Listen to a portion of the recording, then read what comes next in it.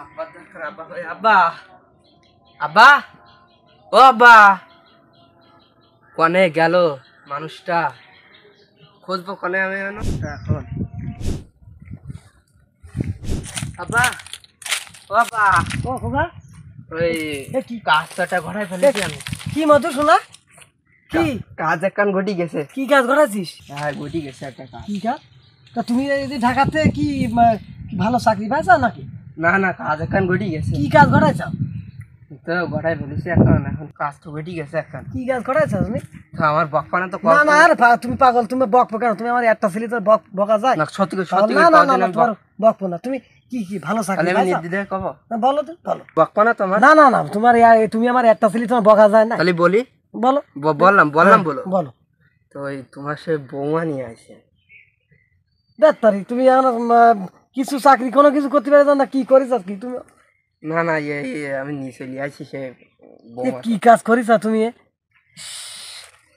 তুমি না। এখনো চাকরি বাকরি কোনো কিছু পাইছ না কি করিস কি তা আমি কি কোনো খারাপ কিছু করেছি না খারাপ কাজ করিস তুমি নিজে চলতে পারো না তুমি আর একজনের নিয়ে আমার তাই নিয়ে কোনো কামাই জামাই নেই তুমি তারি পড়াশুনো করতে পারলাম তুমি ঢাকাতে এক কল নি তুই দিলি একটু হ্যাঁ তুই পড়াশুনো তো গেল আবার আর এক কল নিয়ে আসিস আমি কিছু কামাই করার মতো না কোনো কিছু পাস প্রশ্ন আছে কি করি কি করাবো আমি ঠান্ডা হতেন ঠান্ডা একটু ঠান্ডা আমার শেষ হয়ে গেল আমার একদম আমার যে না অস্থির হলি হয়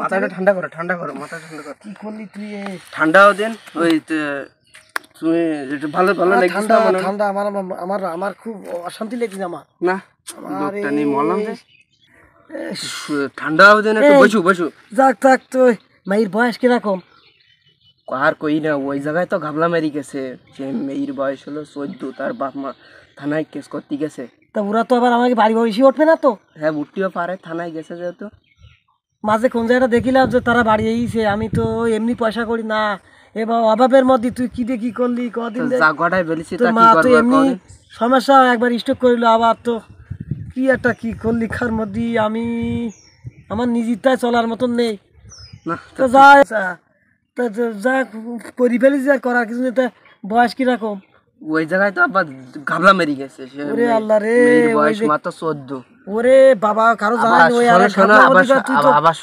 শুনতেছি মেয়ের বাপ হলো থানায় গেছে কেস করতে এইবার মারিছে ওই সেদিন এক বিয়েতে গেলাম সেও দেখলাম তাকে বাড়ি জোরদার সব চলি আমার তো জেল কাটার ভয় কি করলি এমনি তো সরকার বাদী মামলা বয়স কম হলি তো উরি বাবা রে খুব একটা মারাত্মক কেসে নারী নির্যাতন কেসের মতন কাজ তাই তুই কি কাজ করিস আমি তো জেল কাটার ভয় অল্প 1-1.5 জায়গার মধ্যে ছুটি আয় আমি তো এমনি পুলিশ দিকে বিশ্বাস চাই যায় আমার কি কাজ করেছিস বেজাল কনে নি তুইছিস বাড়ি আনি তুইছি মার ডাক দে আর কার মধ্যে কি করলি আমি এমনি পুলিশ দেখলি পিছাব আসে আমার তার করলি আমার না পুলিশ যা করে আমি দেখবো তুমি অস্থির হই না সে বোমাটা কোন থোয়ালি হ্যাঁ আমি একটা কথা কইছি তুমি ঠান্ডাই শোনো ওই যে আমার কি মেম্বার আছ না তুমি একটু মেম্বারের সাথে কথা কই দেখো আচ্ছা শোনো তুমি বসো তুমি ওই আচ্ছা ও তো বয়স কম বাইরে বের করি না জানো মারাত্মক জটিল কেস বিচার সরকারি বাদী কেস আমি তাহলে যাই মেম্বারের কাছে যাই আচ্ছা যাও তাহলে যাও তুমি একটু খেয়াল রাখি না বাইরে বের করি না বাইরে বের করলে কিন্তু খুব বিবাদী যাও এমনি মানুষজন বলো এসব শুনলে আর তুমি একটু বুঝাই দিতে কই না মেম্বারে যাও আমি তাহলে যাই আচ্ছা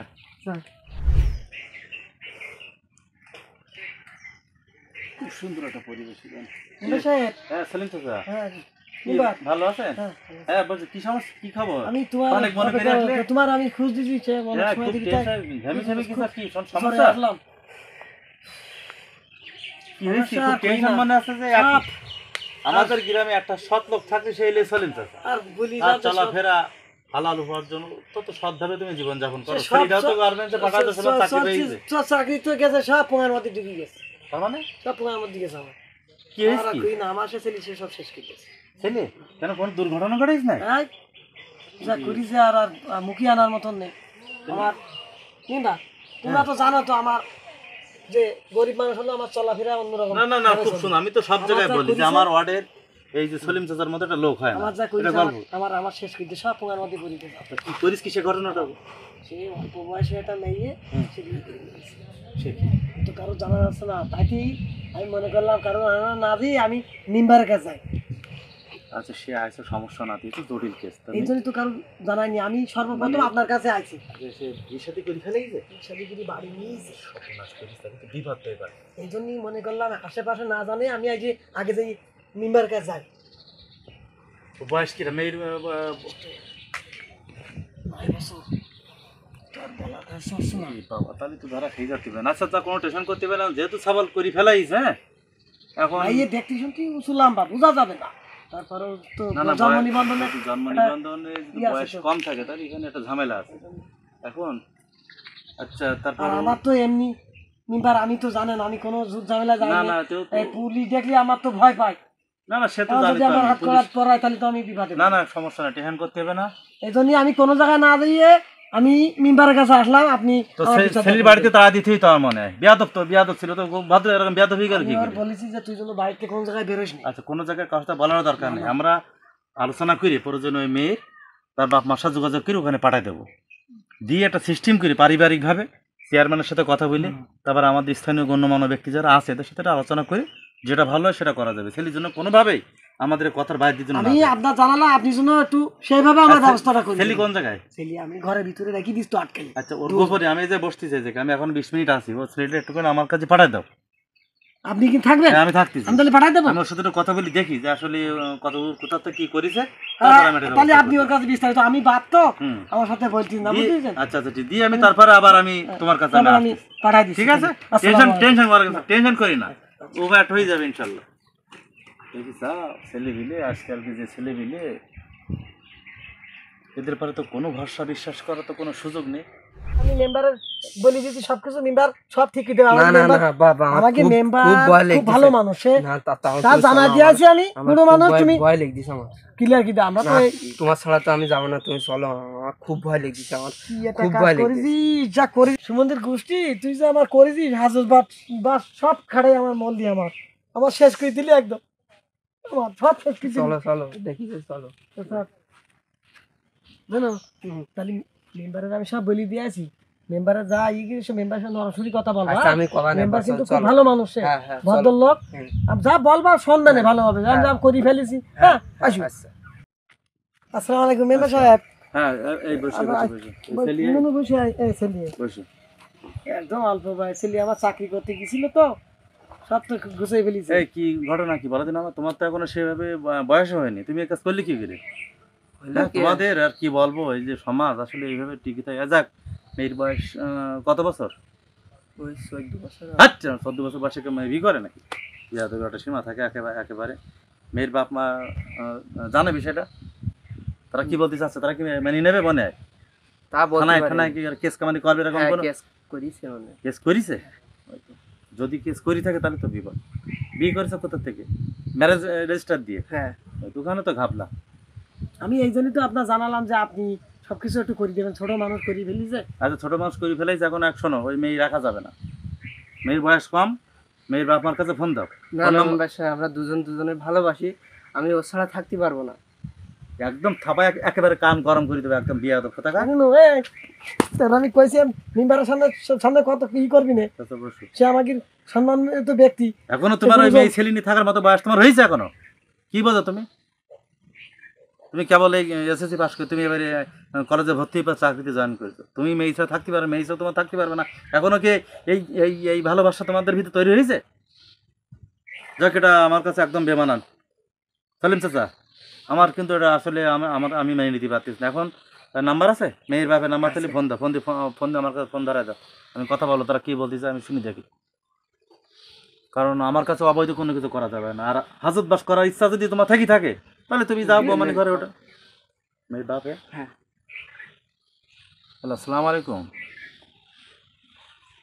হ্যাঁ কি বলছেন? আজমির? শরীফা নামে আপনার কোনো মেয়ে আছে? হ্যাঁ বড় মেয়ে। হ্যাঁ কি বলেন? হ্যাঁ একটা ছেলে নিয়ে চলে গেছে। আচ্ছা যাক শোনেন, আমি কি বলতেছি শোনেন, হ্যাঁ আমি মেম্বার না, তারা আমার কাছে নেই, আমি যে কোনো মাধ্যম দিয়ে মেসেজটা পাইছি, এখন ফোন দিলাম আপনার কাছে, এখন আপনি কি করতে চাচ্ছেন বলেন? যেহেতু শোনেন ছেলে মেয়ে একে অপরে ভালোবাসে তো, আর ছেলেও ভালো, আমার জানাশোনা অবস্থায় ছেলের বাবা অনেক ভালো, অনেক ভদ্র তারা। অর্থনৈতিক দিক থেকে হয়তো একটু দুর্বল হতে পারে। হ্যাঁ, আপনি কি মেনে নেবেন না? আচ্ছা আচ্ছা, শোনেন, আপনি মানবেন কি না মানবেন সেটা আপনার ব্যাপার, কিন্তু আমি যে কথাগুলো বলছি আগে শোনেন। যেহেতু মেয়ে ছেলেরা ভালোবাসে, ছেলেও ভালোবাসে। হ্যাঁ, বয়স শুনেছি, বয়স কম আছে, 14 বছর বয়স। 14 বছর বললে না? হ্যাঁ, 14 বছর।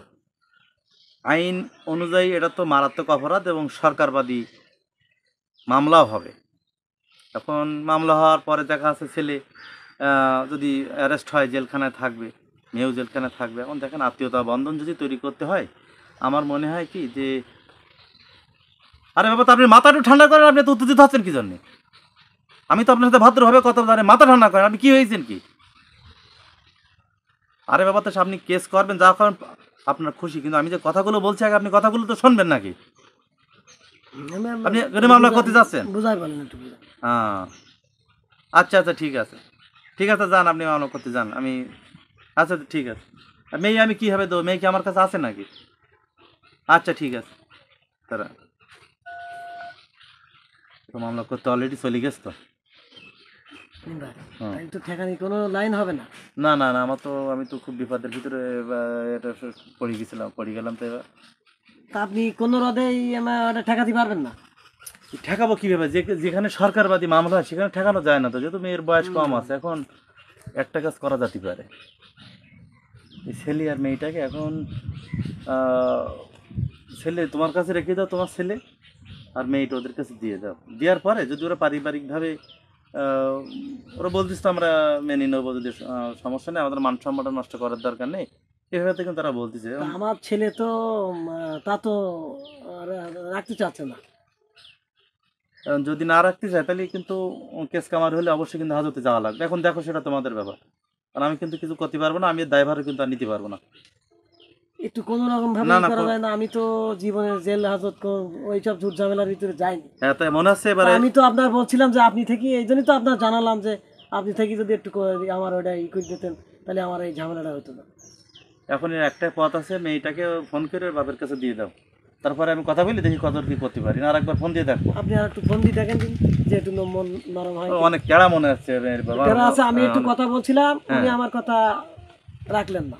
তারপরে দেখা যাচ্ছে আমি আপনার জানালাম যে আমার মেম্বার সাহেব আছে, সে একটু। আচ্ছা, আমি কি বলতে শোনো, ছেলে হিসেবে তুমি খারাপ না, তুমি পড়াশোনা করো, চাকরি চালিয়ে যাও, তুমি এর থেকে আরো ভালো মেয়ে পাবা। বাবা, আমি ওর ছাড়া বাঁচবো না, ওর আমার লাগবে, ও তো আমি ওর ছাড়া বাঁচতে পারবো এই অবস্থা দেখি যান, আপনি ওর বুঝান।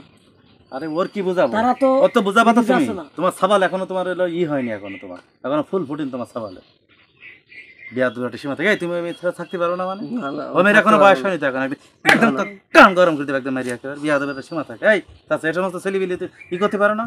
আপনি বুঝান মেম্বার সাহেব। আমি বুঝাচ্ছি, এখন আমার কথা কোনো রদে সে ই করছিস না। এখন ওই মেয়ে যে কোনো ভাবে, আমাদের কোনো সুযোগ নেই এখন। মেয়ের বাবার কাছে ফোনটা তো রাখবো, ফোনটা দেখে রাখবেন, আমি কথা বলি দেখেন। ওদের ওরা এমনি আপনার তেরা আছে, বুঝতেছেন? কথা উল্টো তো কথা। আসসালামু আলাইকুম। হ্যাঁ আঙ্কেল, আবার একটু ফোন দিলাম। ভালো আছেন?